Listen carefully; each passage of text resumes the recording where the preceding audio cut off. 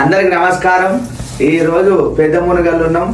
అమ్మవారి నాయకుల కంటే లంబడోళ్ళ కులదేవత తుల్యభవాని అంటారు, ముత్యాలమ్మ అంటారు. ఈ గుడి పూజారి, ఈ గుడి విశిష్టత ఏంది, ఈ గుడి టెంపుల్ ఎప్పుడు జాతర అవుతుంది అనేది అన్న చెప్తాడు. ఈయనండి అందరు. పెద్ద మునుగల్లు నెరడుగ మండలం అంటే మనకు దసరా ఏట చాలా ఫేమస్ అన్నట్టు. 20,000 ఏటలు తిరుగుతుంది, 20,000 ఏటలు తిరుగుతుంది. నవరాత్రులు ఉపవాసం ఉంటాం. పిత్రమాసం నుంచి స్టార్ట్ అవుతుంది. అన్నము నీళ్లు అన్నట్టు ఏమి ఉండదు. మార్నింగ్ 10 గంటలకు 2 గ్లాస్ పాలు, సాయంత్రం 6 గంటలకు 2 గ్లాస్ పాలు. నవమి రోజు మేము ఆట తిరుగుతాం అన్నట్టు. దశమి రోజు పాలపెట్టకి వెళ్తాం. మళ్ళీ నెక్స్ట్ ఉగాది ఉంటుంది.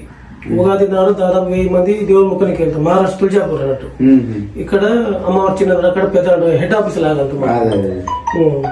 ఇక్కడ మనసులో అనుకున్నది ఖచ్చితంగా అవుతుందని మాకు సెంటిమెంట్ అన్నట్టు. వచ్చిపోయే భక్తులకు కూడా బాగా నమ్మకం.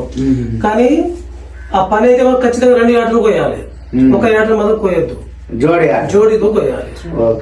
అదైనా మగ జంతువు ఆటలే కోయాలి, పోతులు కోయాలి. కాబట్టి ఇక మనకు సంతానం లేని వాళ్ళు చాలా మంది మొక్కుకున్న పోతారు.